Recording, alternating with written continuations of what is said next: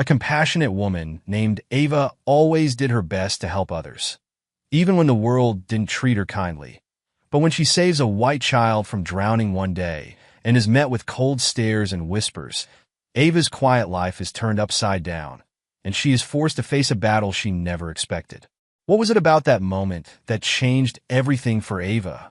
And how did her act of bravery transform her life in ways no one could have anticipated? Let's find out. But before we dive into the story, comment below where you're watching from today, and if you enjoy this tale of courage and resilience, don't forget to subscribe. The sun hung high in the cloudless sky, casting a warm glow over Oak Ridge Park. It was a perfect summer day, the kind that drew families out of their homes and into the community pool. Among the crowd was Ava Thompson, a 32-year-old black woman with a gentle smile and kind eyes that sparkled behind her glasses. Ava sat on the edge of a lounge chair, her feet dangling in the cool water. She watched her 8-year-old niece, Zoe, splash around in the shallow end with other children. A content sigh escaped her lips as she basked in the simple joy of the moment. "Aunt Ava, watch this," Zoe called out, preparing to show off her latest swimming trick. Ava's face lit up with pride. "I'm watching, sweetie. Show me what you've got." As Zoe performed an underwater somersault, Ava clapped enthusiastically. Her niece's infectious giggle echoed across the pool, drawing a few glances from nearby parents. Ava couldn't help but notice how some of those glances lingered a bit too long, carrying a weight she was all too familiar with. She straightened her back instinctively, a habit formed from years of trying to appear non-threatening in spaces where she often felt out of place. A group of women nearby whispered among themselves, their eyes darting towards Ava occasionally. She pretended not to notice, focusing instead on Zoe's antics in the water. It wasn't anything new, these subtle reminders that she was different, that she didn't quite belong in this affluent, predominantly white neighborhood.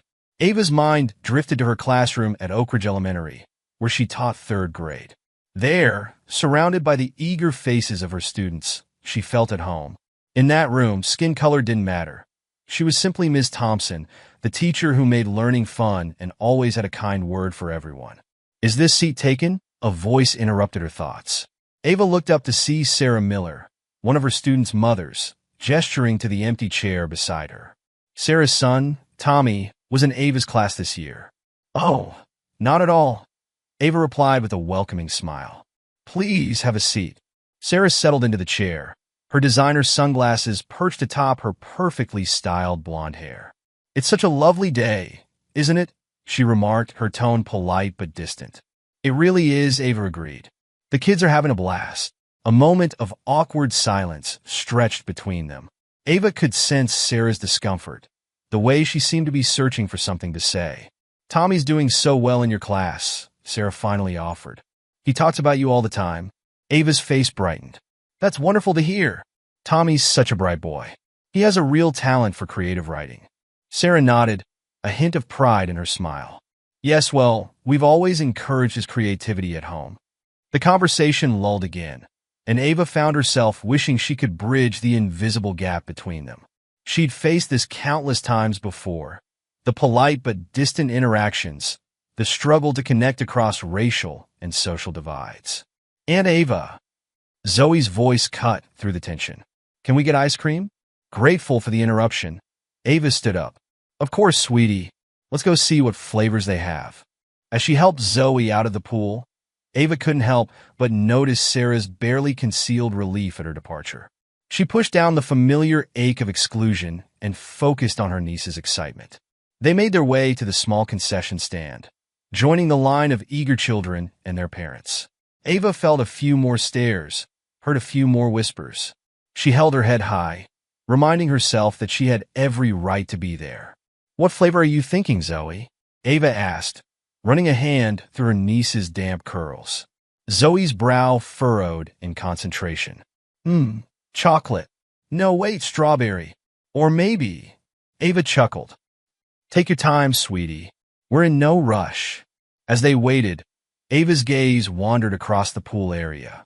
She saw families laughing together, friends catching up, children playing without a care in the world. It was a scene of suburban bliss, one that she'd always felt slightly removed from, despite living here for years. Yet Ava persevered. She poured her heart into her teaching, determined to make a difference in her students' lives. She volunteered for community events, joined the local book club, and did everything she could to be an active, positive presence in Oak Ridge. "I've decided," Zoe announced, snapping Ava back to the present. "I want rainbow sherbet." Ava smiled, pushing aside her heavy thoughts. "Rainbow sherbet it is, then?" As they got their ice cream and found a shady spot to sit, Ava watched the families around them. She saw love, laughter, and connection, all the things she yearned for in her own life. Despite the challenges, she refused to let go of hope. Someday, she thought, she'd find her place here. Someday, she'd be seen for who she truly was, not just the color of her skin. Ava reached into her bag, pulling out a worn paperback, her favorite summer read. As she flipped to her bookmarked page, she couldn't help but notice the subtle glances and whispers from some of the other pool-goers. It was nothing new. Being one of the few black families in Oak Ridge meant always feeling slightly out of place, even in public spaces like this. Shaking off the uncomfortable feeling, Ava immersed herself in her book. The familiar words were a welcome distraction from the world around her. However, her moment of peace was short-lived. A splash, louder than the others, caught her attention. Ava's eyes darted up from her book, scanning the pool area. At first, everything seemed normal, kids playing, parents chatting. But then she saw it, a small figure thrashing in the deep end of the pool. Time seemed to slow down as Ava's brain processed the scene before her. It was a little girl, no more than 6 or 7 years old, with blonde pigtails now plastered to her head. Her tiny arms flailed desperately as she struggled to keep her head above water. Ava's heart raced as she looked around, expecting to see a parent rushing to the rescue. But to her horror, no one seemed to notice the child's distress. The girl's parents, a couple Ava vaguely recognized from school events, were engrossed in conversation with friends, their backs turned to the pool. Without a second thought, Ava sprang into action. She tossed her book aside and kicked off her sandals, her teacher's instinct and lifeguard training from years ago taking over. In one fluid motion, she dove into the pool, her powerful strokes cutting through the water towards the struggling child. "Hold on, sweetie," Ava called out as she approached. "I'm coming." The little girl's eyes were wide with fear, her movements becoming weaker by the second. Just as Ava reached her, the child's head slipped beneath the surface. Ava took a deep breath and plunged underwater, her arms encircling the girl's small body. With a strong kick, she propelled them both back to the surface. Gasping for air, Ava held the child close, using one arm to keep them afloat while the other signaled for help. "I've got you," she reassured the girl, who had gone frighteningly still in her arms. "You're safe now."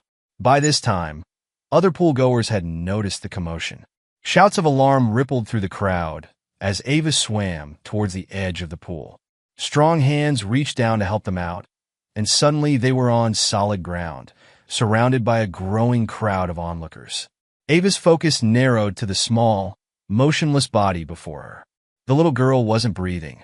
Without hesitation, Ava began CPR, her training kicking in automatically. She tilted the child's head back, pinched her nose, and gave 2 rescue breaths. Then, she began chest compressions, counting under her breath. 1, 2, 3, 4, Ava murmured, her hands working tirelessly. The crowd around them had fallen silent, the only sound the rhythmic counting and the distant splash of water. "Come on, sweetheart," Ava whispered between compressions. "Breathe for me." Seconds felt like hours as Ava continued CPR. In the background, she could hear someone calling for an ambulance, but it all seemed far away. Her world had narrowed to this moment, this child, this desperate fight for life. And then, just as Ava was beginning to fear the worst, a miracle happened. The little girl coughed, water sputtering from her mouth. Her eyes fluttered open, filled with confusion and fear. A collective gasp of relief washed over the crowd. Ava gently turned the child on her side, rubbing her back as she coughed up more water. "That's it, sweetie," she soothed. "You're okay. Just breathe." As the adrenaline began to subside, Ava became aware of the scene around her.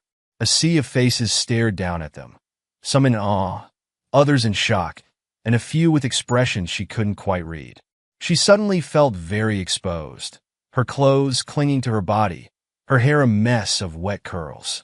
A commotion from the crowd caught her attention. A woman was pushing her way through, her face pale with fear. "Emily! Oh my God, Emily!" The woman, clearly the child's mother, dropped to her knees beside them. She reached for her daughter with shaking hands, her eyes wild with panic and relief.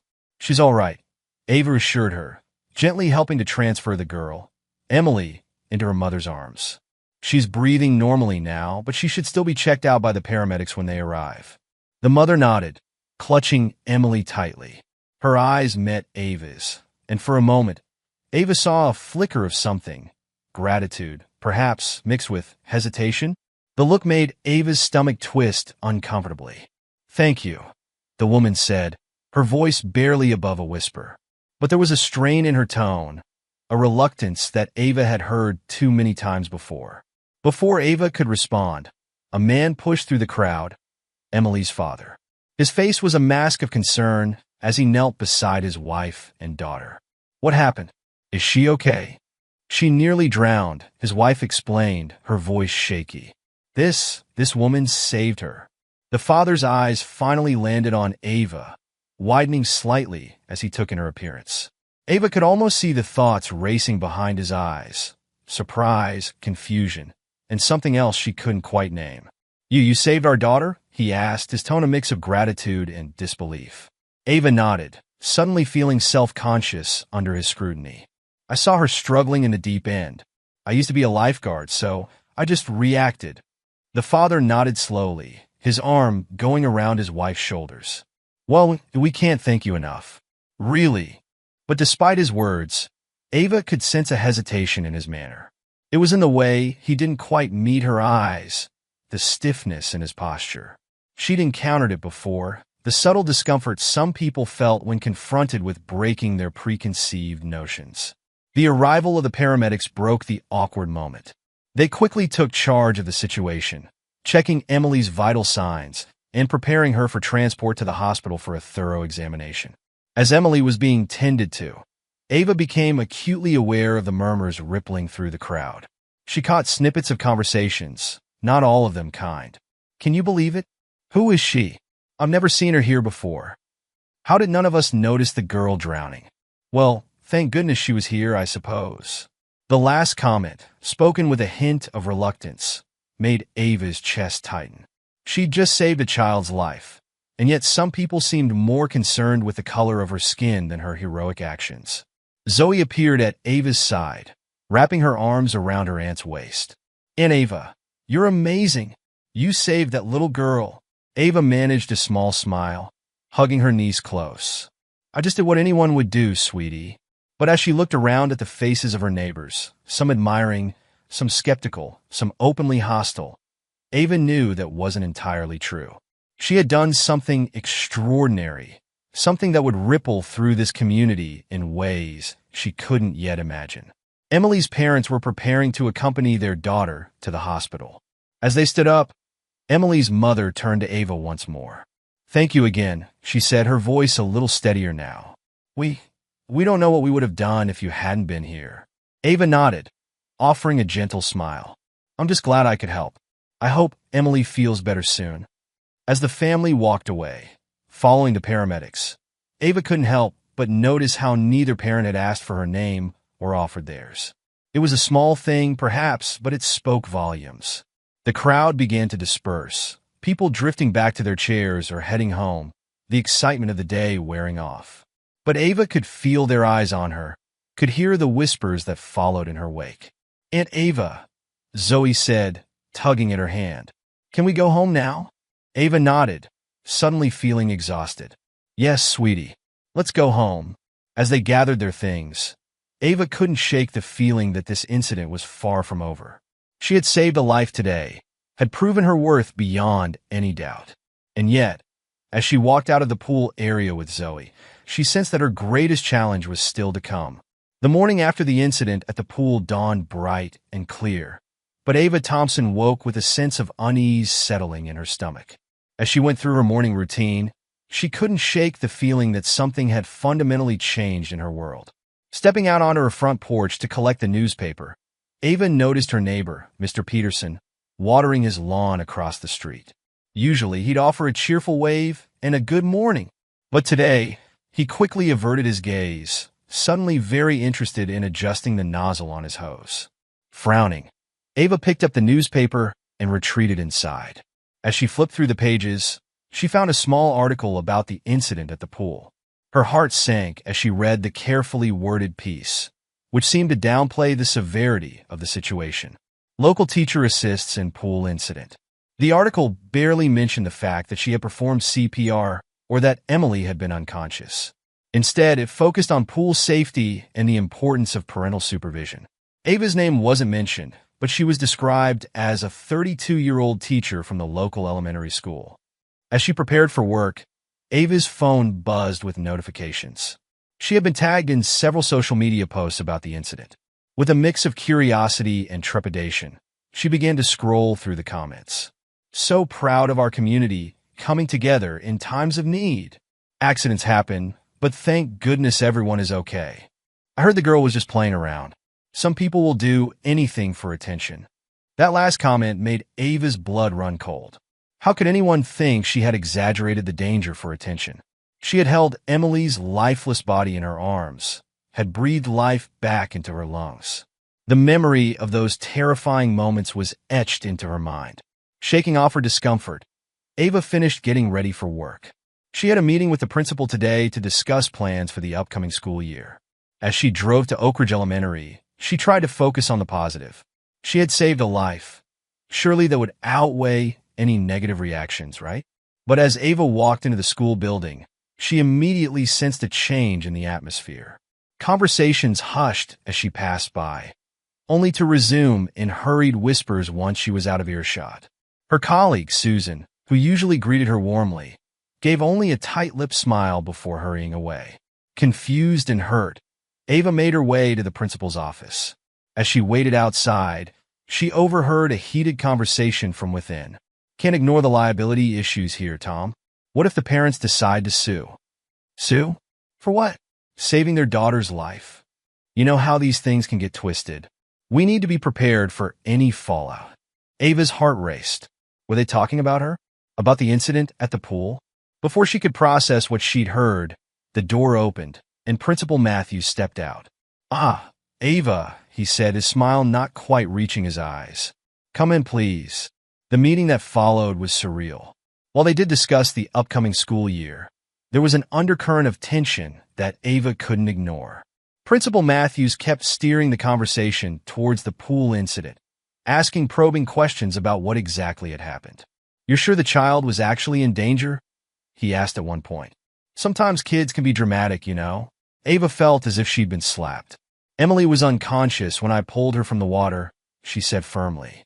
"If I hadn't performed CPR, she could have died." Principal Matthews nodded, but Ava could see the doubt in his eyes. "Well, we're just glad everyone's okay," he said, effectively ending the conversation. As Ava left the office, she felt a wave of isolation wash over her. She had expected to be celebrated for her actions, or at the very least, acknowledged for her bravery. Instead, she was being treated with suspicion and doubt. The rest of the day didn't improve. During lunch in the teacher's lounge, Ava overheard snippets of conversation that made her stomach churn. I mean, what was she even doing at that pool? It's a shame how some people will do anything for attention. I heard the girl was fine, just playing around. Ava wanted to stand up, to shout that she had every right to be at that pool, that she had saved a child's life. But the words stuck in her throat. She felt outnumbered, isolated in a place that had once felt like a second home. As she was packing up to leave for the day, her colleague Mark stopped by her classroom. "Hey, Ava," he said, leaning against the doorframe. "Heard about what happened at the pool. Must have been quite a scene, huh?" Ava nodded, wary of where this conversation might be heading. "It was intense," she admitted. "I'm just glad Emily is okay." Mark nodded, a strange look in his eyes. "Yeah, about that. I ran into Tim and Sarah at the grocery store last night. They seemed, I don't know, kind of uncomfortable about the whole thing. Ava's heart sank. Uncomfortable? What do you mean? Mark shrugged. Just got the impression they thought it might have been blown out of proportion, you know? They said Emily was fine, just a little shaken up. No hospital stay or anything. Ava felt a surge of anger. She wasn't breathing when I pulled her out, Mark. I had to perform CPR. That's not blown out of proportion. Mark held up his hands defensively. Hey, I'm just telling you what I heard. No need to get worked up about it. As he walked away, Ava felt a mix of frustration and despair. How had her heroic act been twisted into something controversial? The drive home was a blur of conflicting emotions. As Ava pulled into her driveway, she noticed Sarah and Tim, Emily's parents, walking on the other side of the street with their daughter. Ava's heart leapt at the sight of Emily, looking healthy and happy. She raised her hand to wave, a smile forming on her lips. But Sarah and Tim quickly averted their gaze, hurrying Emily along. The little girl looked back curiously, but her parents ushered her forward, pointedly ignoring Ava's presence. The rejection stung like a physical blow. Ava fumbled with her keys, fighting back tears as she let herself into her house. Once inside, she leaned against the door, finally allowing the emotions of the day to wash over her. How had things gone so wrong? She had saved Emily's life. There was no doubt about that in her mind. So why were people acting like she had done something wrong? As the evening wore on, Ava found herself scrolling through social media, unable to resist the urge to see what people were saying. The comments she found made her heart sink even further. I heard the teacher overreacted. The kid was just playing. Why is everyone making such a big deal out of this? Seems like attention-seeking to me. I don't feel comfortable with someone like that teaching our kids. Who knows what could happen? That last comment hit Ava like a punch to the gut. Someone like that. She knew exactly what they meant. A black woman who had dared to step out of the role they had assigned her, who had done something they couldn't quite comprehend or accept. Ava's phone buzzed with a text from her sister. How are you holding up? Heard some nasty rumors floating around. Don't let them get to you, sis. You're a hero, no matter what anyone says. The message brought fresh tears to Ava's eyes. At least her family understood the truth of what had happened. But it did little to ease the ache of isolation she felt in her own community. The next day at school was even worse. As Ava walked down the hallway, she overheard two teachers talking in hushed tones. I just don't understand why she was even at that pool. It's not really her, scene. I know, right? And now everyone's acting like she's some kind of hero. It's a bit much, if you ask me. Ava felt her cheeks burn with a mix of anger and shame. She wanted to confront them, to ask what exactly they meant by her scene. But she knew it would only make things worse. Instead, she held her head high and walked past, pretending she hadn't heard a word. During her free period, Ava found herself in the teacher's lounge, trying to grade papers but unable to focus. She couldn't shake the feeling of being watched, judged. Every whispered conversation, every sidelong glance felt like an accusation. Ava. She looked up to see Mrs. Rodriguez, one of the older teachers, standing by her table. Yes. Mrs. Rodriguez sat down, her kind eyes filled with concern. I just wanted to check on you, dear. I've heard some of the talk going around, and, well, I want you to know that not everyone believes those nasty rumors. Ava felt a lump form in her throat. Thank you, she managed to say. It's been difficult. Mrs. Rodriguez patted her hand. You did a brave thing, Ava. Don't let anyone tell you otherwise. This town, well, sometimes it takes a while for people to come around, but they will, eventually. As Mrs. Rodriguez walked away, Ava felt a small flicker of hope. Maybe not everyone in Oak Ridge was against her. Maybe there were still people who could see past their prejudices and recognize her act for what it was, pure, selfless heroism. As the final bell rang, signaling the end of the school day, Ava felt a weight lifting from her shoulders. She could finally escape the whispers, the stares, and the thinly veiled accusations. But as she packed up her things, preparing to leave, Principal Matthews appeared at her classroom door. Ava, can I see you in my office for a moment? He asked, his expression unreadable. Heart sinking, Ava followed him down the hallway. In his office, Principal Matthews gestured for her to take a seat, his face grave. "Ava," he began, "I'm sure you're aware of the situation that's developed since the incident at the pool." Ava nodded, bracing herself for what was to come. "I've received several calls from concerned parents," he continued. "They're questioning your judgment, your ability to handle crisis situations. And now, Emily's parents are thinking about taking legal action. They are saying that you used their daughter for attention." "But I saved her life," Ava protested, her voice rising with frustration. "How can they possibly twist that into something negative?" Principal Matthews sighed, rubbing his temples. "The issue isn't whether you saved her or not, Ava. It's about liability, about the school's reputation. We can't afford to have this kind of controversy surrounding one of our teachers." Ava felt a chill run down her spine. "What are you saying?" "I'm saying that it might be best if you took some time off," he said carefully. "Just until this all blows over. Paid leave, of course." The words hit Ava like a physical blow. Time off? She was being punished for saving a child's life? "This isn't right," she said, fighting to keep her voice steady. "I did nothing wrong. I used my training to save Emily's life. How can that possibly be grounds for suspension?" Principal Matthews held up his hands defensively. "It's not a suspension, Ava. It's just a cooling-off period, for everyone's benefit." As Ava left the office, her mind in a whirl, she couldn't help but wonder how things had gone so terribly wrong.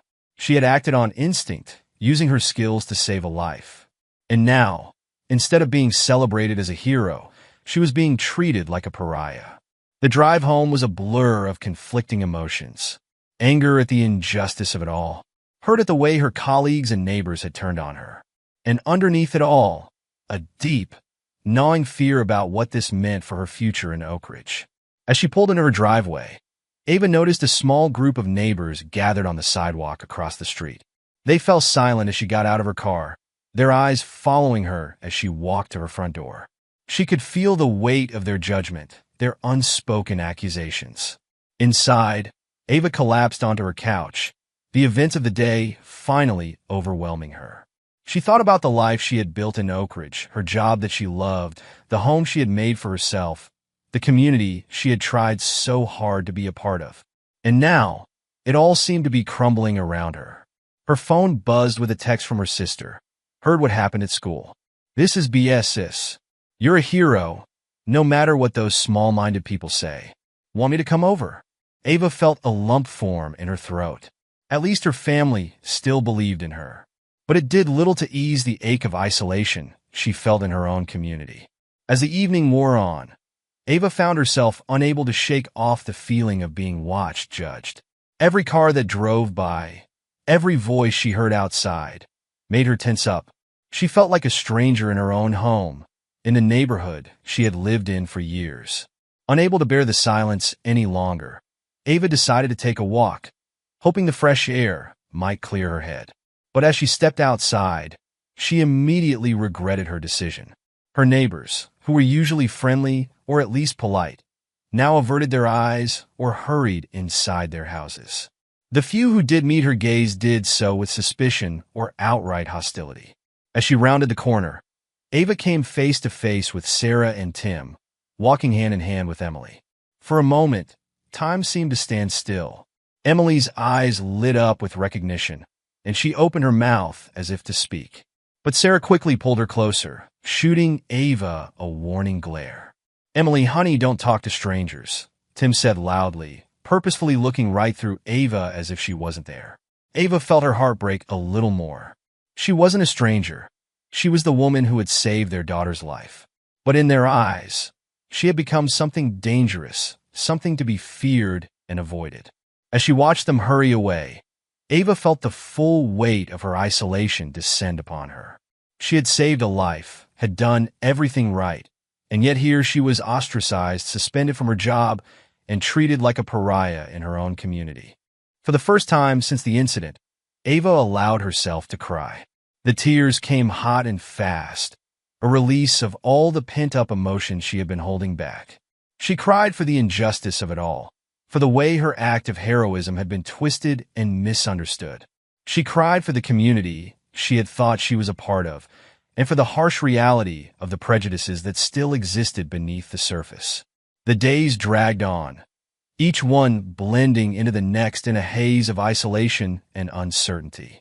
She found herself avoiding her usual routines, wary of the stares and whispers that seemed to follow her everywhere she went. The community that had once felt like home now felt alien and hostile. It was on a particularly gloomy Tuesday afternoon that an unexpected ray of hope broke through the clouds of Ava's despair. As she sat on her front porch, lost in thought, a small figure came into view. It was Emily, the little girl she had saved, cautiously making her way up the sidewalk. Ava's heart raced. She glanced around, half expecting to see Sarah or Tim rushing to pull their daughter away. But Emily was alone, clutching something in her hands as she approached. "Ms. Thompson?" Emily's voice was soft, tinged with nervousness. Ava managed a smile, trying to put the child at ease. "Hello, Emily. How are you feeling?" Emily shuffled her feet, then thrust out her hands, offering Ava a slightly crumpled envelope and a small, clumsily wrapped package. "I made these for you," she said in a rush. "Mommy and Daddy said I shouldn't, but I wanted to say thank you for saving me." Tears pricked at Ava's eyes as she gently took the offerings. "Oh, Emily," she murmured, overcome with emotion. "Thank you. This means so much to me." Emily's face lit up with a shy smile. Can I give you a hug?" Without hesitation, Ava opened her arms, and Emily rushed into them. As she held the little girl close, Ava felt a weight lifting from her heart. This innocent gesture of gratitude, untainted by adult prejudices, was a balm to her wounded spirit. "You're my hero, Miss Thompson," Emily whispered before pulling away. "I don't care what anyone else says." As Emily scampered off, occasionally glancing back with a wave, Ava clutched the letter and gift to her chest. She waited until the little girl was out of sight before carefully opening the envelope with trembling hands. Inside was a crayon drawing of two stick figures, one tall with curly hair, the other small with pigtails. They were holding hands, surrounded by hearts. Beneath the drawing, in wobbly handwriting, were the words, "Thank you for saving me. You are my hero. Love, Emily." Ava's vision blurred with tears as she read the heartfelt message. She then unwrapped the small package to find a plastic medal, the kind given out at school events, with "Hero" written on it in glitter glue. This simple act of gratitude from Emily was like a lifeline thrown to a drowning person. It reminded Ava that despite the backlash, despite the doubts and accusations, what she had done was real and valuable.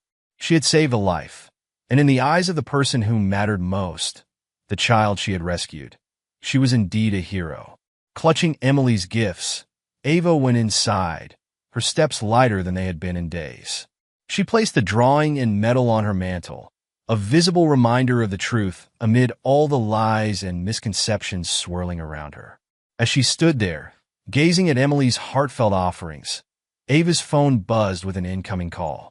The number was unfamiliar, and for a moment, she hesitated, wary of more accusations or threats. But something compelled her to answer. "Hello, is this Ava Thompson?" a man's voice asked. "Yes, this is she," Ava replied cautiously.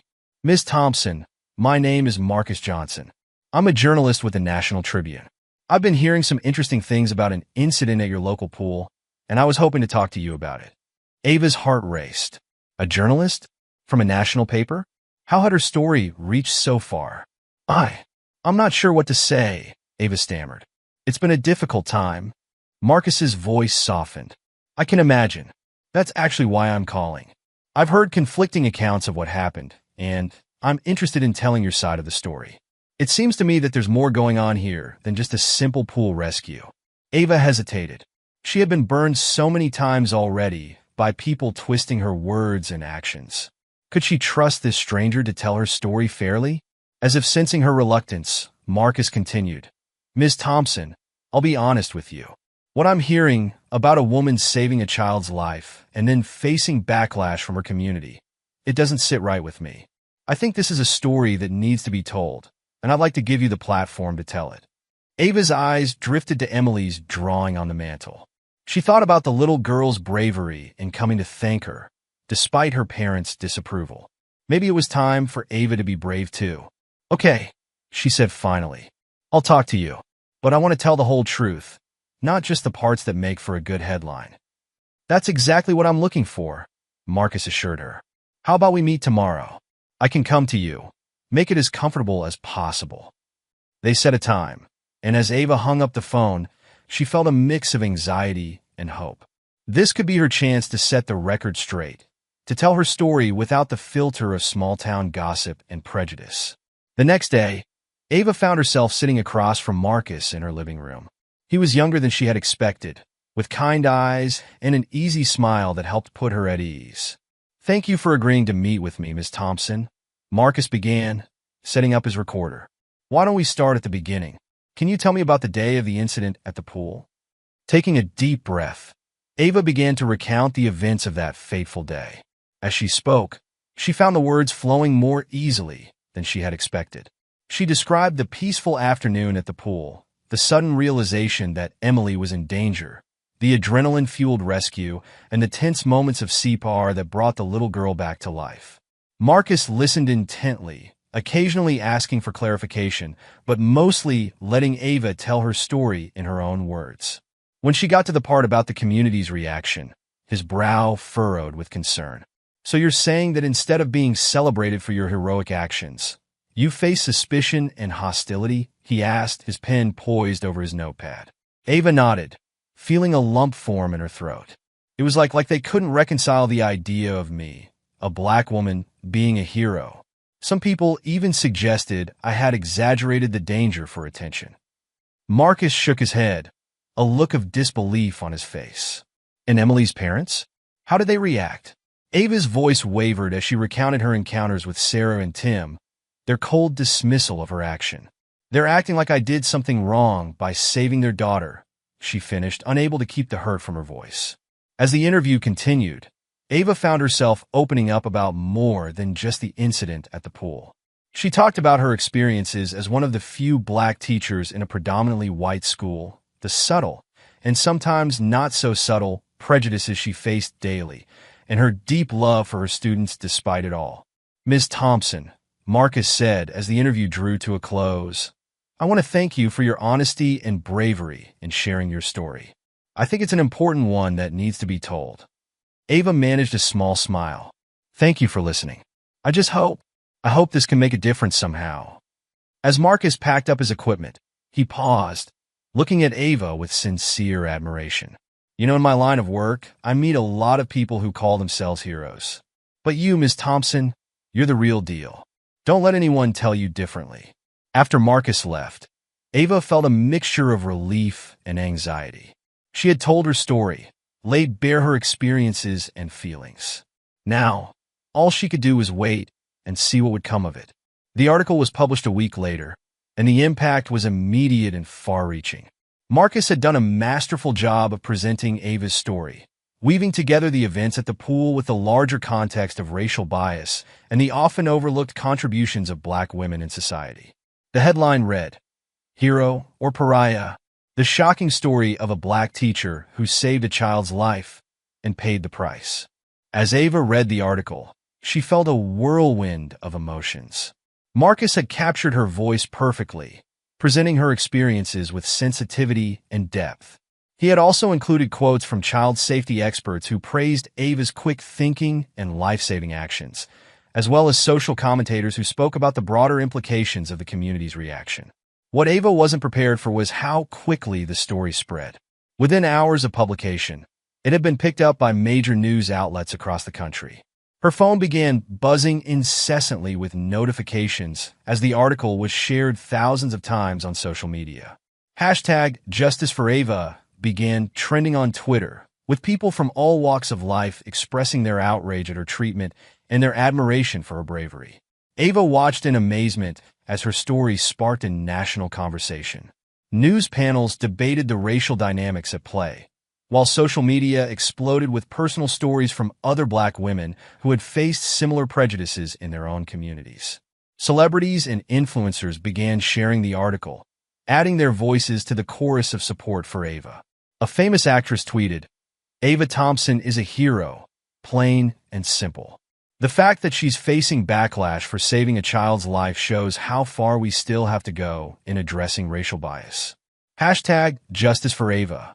As the day wore on, Ava's email inbox filled with messages of support from strangers across the country. Many shared their own experiences of facing prejudice, thanking her for having the courage to speak out. One email in particular caught her attention. It was from a group of Black female teachers in a neighboring state. Dear Ms. Thompson, your story has touched us deeply. As fellow educators who have often felt undervalued and misunderstood, we stand with you in solidarity. You are not alone. Your bravery in saving that child and in sharing your story inspires us all to keep fighting for recognition and respect. Thank you for being a light in the darkness. Hashtag Black Teachers Matter. Tears streamed down Ava's face as she read message after message of support and encouragement. For the first time since the incident, she felt truly seen and understood. But it wasn't just strangers who were reaching out. As the story gained traction, some of Ava's colleagues who had previously distanced themselves began to reach out, offering apologies and support. Susan, the teacher who had avoided her in the halls, left a tearful voicemail. Ava, I'm so sorry. I let fear and gossip cloud my judgment. You're an amazing teacher and an incredible person. What you did was nothing short of heroic. Please forgive me for not standing by you from the beginning. Even some of her neighbors, who had been quick to judge, seemed to be having a change of heart. Mrs. Peterson from across the street brought over a homemade casserole, her eyes brimming with unshed tears as she apologized for her husband's behavior. We were wrong, Ava, she said, her voice thick with emotion. So terribly wrong. Can you ever forgive us? Ava accepted the apology with grace, recognizing the courage it took to admit one's mistakes. It was a small step, but an important one in healing the rifts that had formed in her community. As the media frenzy continued, Ava received a call from a civil rights organization offering legal support if she decided to fight her suspension from the school. They saw her case as an important opportunity to address systemic biases in education and community responses to heroism by people of color. The publicity also brought unexpected allies. A group of lifeguards from across the state started an online petition demanding that Ava be recognized for her life-saving actions. The petition quickly gathered thousands of signatures, along with comments praising Ava's quick thinking and bravery. One comment stood out. As a lifeguard with 15 years of experience, I can say without a doubt that Ava Thompson's actions were textbook perfect. She assessed the situation, acted swiftly, and performed CPR when necessary. She saved that child's life, period. The color of her skin has nothing to do with her heroism. She deserves a medal, not persecution. The national attention also seemed to be having an effect locally. Ava began to notice a shift in how people in Oak Ridge were treating her. The cold stares and whispered conversations were replaced by tentative smiles and words of support. It was as if the outside validation had forced many in the community to reevaluate their own biases and reactions. One evening, as Ava was tending to her small garden in the front yard, an activity she had avoided since the incident, she heard a commotion down the street. Looking up, she saw a group of her students approaching, led by their parents. For a moment, Ava's heart raced, unsure of what to expect. But as they drew closer, she saw that they were smiling. Many of the children were carrying handmade signs with messages like "Ms. Thompson is our hero," and "We stand with Ava." One of the parents, Mr. Rodriguez, stepped forward. "Ms. Thompson," he began, his voice filled with emotion, "we want to apologize for how this community has treated you. Our children never doubted you for a second. They've been telling us all along what an amazing teacher and person you are. We should have listened to them from the start." Ava felt overwhelmed as each student came forward to give her a hug or present her with a card or drawing. These were the children she had poured her heart into teaching, the ones who saw her for who she truly was, beyond the color of her skin. As the impromptu gathering continued, more neighbors came out to join, many offering their own apologies and words of support. It wasn't everyone, and Ava knew there were still those in the community who held on to their prejudices. But it was a start, a sign that hearts and minds could change. The The media attention also forced the school board to reconsider its position. A few days after the article went viral, Ava received a call from Principal Matthews. His voice was strained as he asked her to come in for a meeting. When Ava arrived at the school, she was surprised to find not just Principal Matthews, but also several members of the school board waiting for her. The atmosphere was tense as she took a seat, facing the group that had so quickly turned their backs on her. Dr. Harris, the head of the school board, cleared her throat before speaking.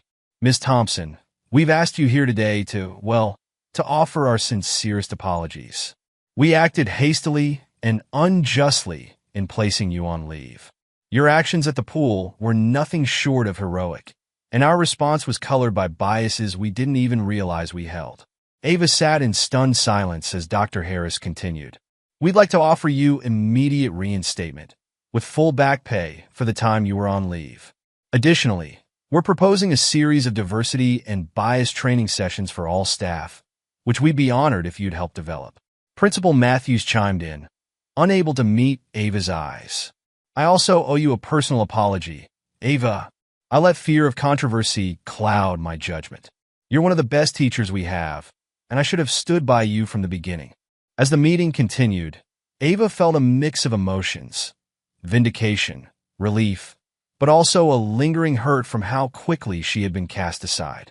She accepted their apologies and the offer of reinstatement, but she also made it clear that rebuilding trust would take time. "I appreciate your apologies and your offer," Ava said, her voice steady. "I love teaching, and I love my students. But what happened to me isn't an isolated incident. It's a symptom of deeper issues that we need to address. I'm willing to work with you on that, but I need to know that this commitment to change is genuine and long-lasting." The board members nodded solemnly, seeming to understand the magnitude of what Ava was saying. There was a long road ahead, but this was a crucial first step. As news of Ava's reinstatement spread, it added fuel to the ongoing national conversation. Educational experts began discussing the importance of diversity in teaching staff and the need for better support systems for teachers of color. Ava's story was held up as an example of both the challenges faced by Black educators and the positive impact they can have on their students and communities. Amidst all the public attention, Ava received another visitor, Sarah and Tim, Emily's parents. They arrived at her door one evening, looking uncomfortable but determined. "Ms. Thompson," Tim began, his voice rough with emotion, "we owe you an apology. A big one." Sarah nodded, tears in her eyes. "We were so scared when it happened, and then we let our own biases and the gossip around town cloud our judgment. We forgot the most important thing. You saved our daughter's life." Ava stood in her doorway, a mix of emotions swirling within her.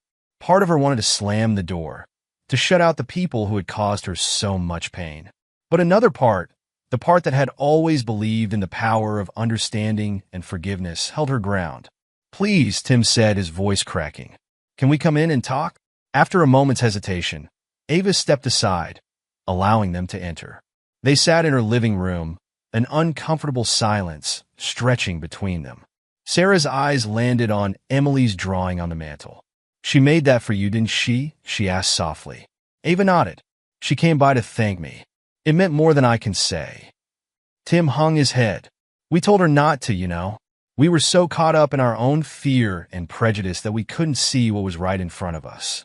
Our daughter knew the truth, but we wouldn't listen." As the conversation unfolded, Sarah and Tim poured out their hearts. They spoke of their initial shock and fear after the incident, how easily they had fallen into the trap of suspicion and mistrust. They admitted to their own deeply ingrained biases they hadn't even realized they held until faced with this situation. "We've done a lot of soul-searching these past few weeks," Sarah said, wiping away tears. "The article, the public reaction, it forced us to confront some ugly truths about ourselves. We're ashamed of how we acted, Ms. Thompson. You saved our daughter's life, and we repaid you with suspicion and ingratitude." Ava listened, her own eyes filling with tears. "Do you know how much it hurt?" she asked, her voice barely above a whisper. "To be treated like a criminal for saving a child's life? To have the community I've given so much to turn their backs on me?" Tim nodded, unable to meet her gaze. We can't imagine the pain we've caused you.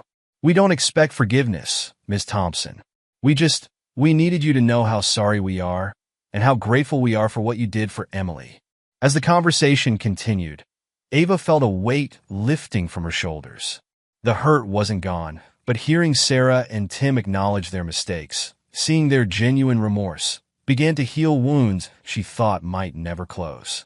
"I won't pretend it's all okay now," Ava said finally. "What happened, it's going to take time to process. But I appreciate you coming here, admitting your mistakes. It's a start."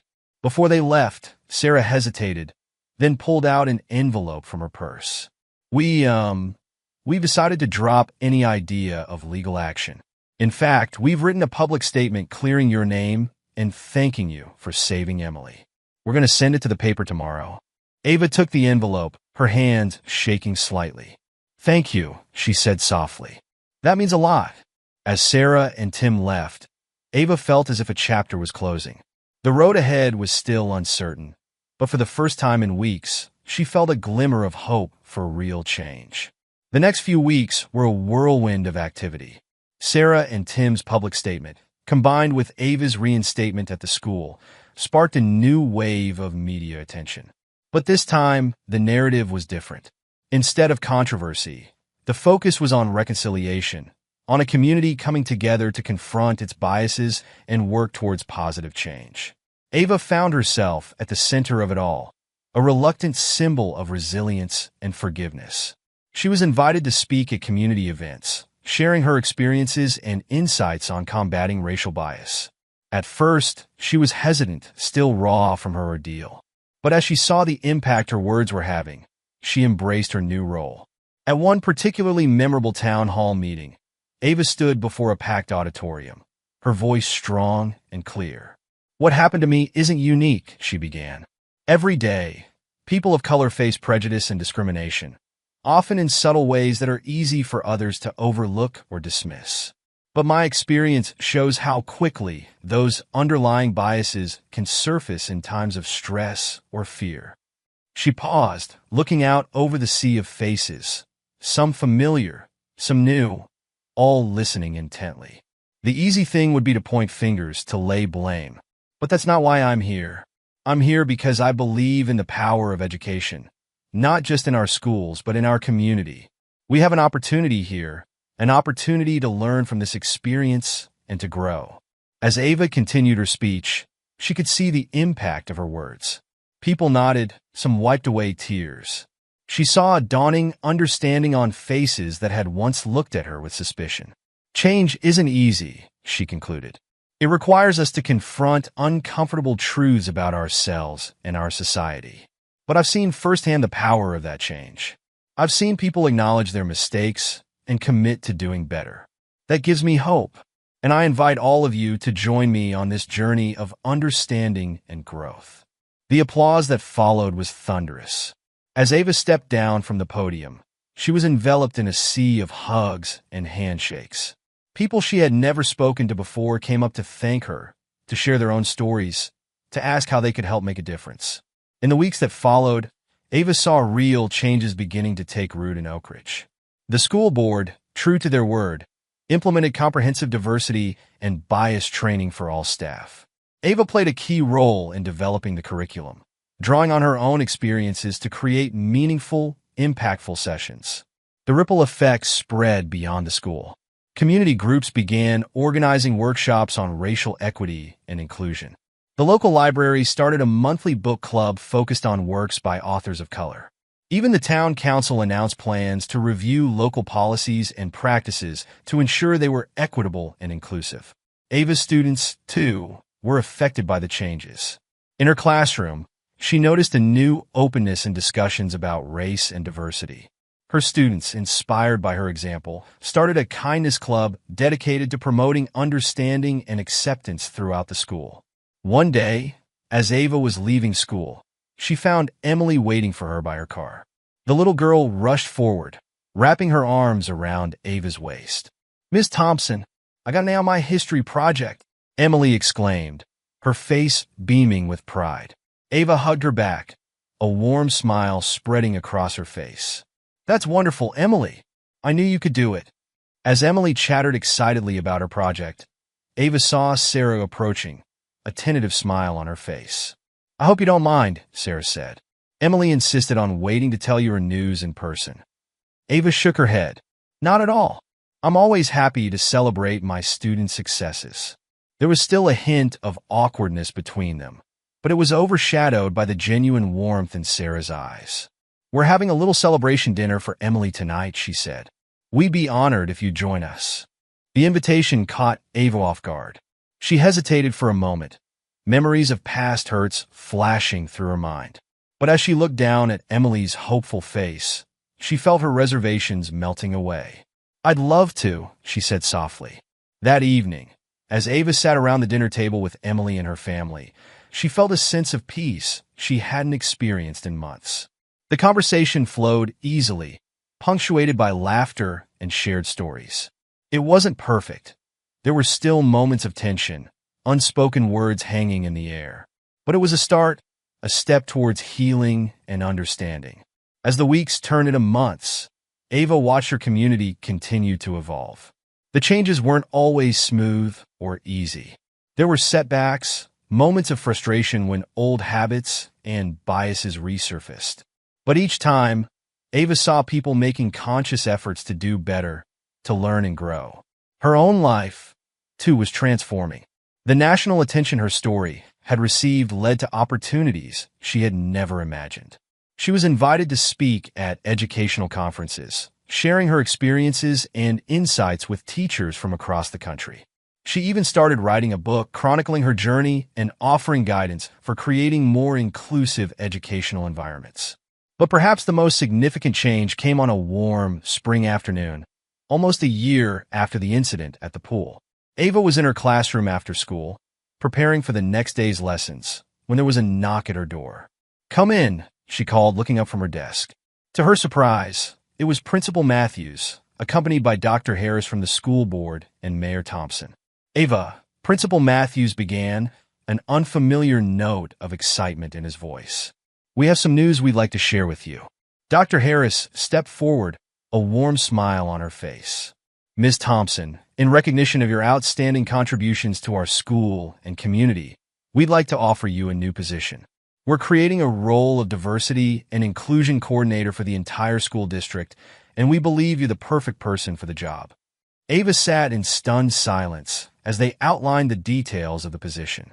It would involve working with all the schools in the district to implement diversity initiatives, train staff, and ensure equitable practices across the board. Your experience and your dedication to education make you uniquely qualified for this role, Mayor Thompson added. You've already done so much to bring our community together. We believe you can help us create lasting, systemic change. As the implications of their offer sank in, Ava felt a rush of emotions. Pride, excitement, a touch of apprehension, and overwhelming gratitude. This was an opportunity to make a real difference, to help shape a more inclusive future for students and teachers alike. I don't know what to say, Ava finally managed, her voice thick with emotion. Principal Matthews smiled, a genuine warmth in his eyes that Ava had rarely seen before. Say yes, Ava. You've shown us all what true leadership looks like. Now, help us build on what you've started. Ava looked around her classroom, at the colorful posters and student projects lining the walls. She thought of all the children she'd taught over the years, the lives she'd touched. And she thought of Emily, of that terrifying moment at the pool that had set this whole journey in motion.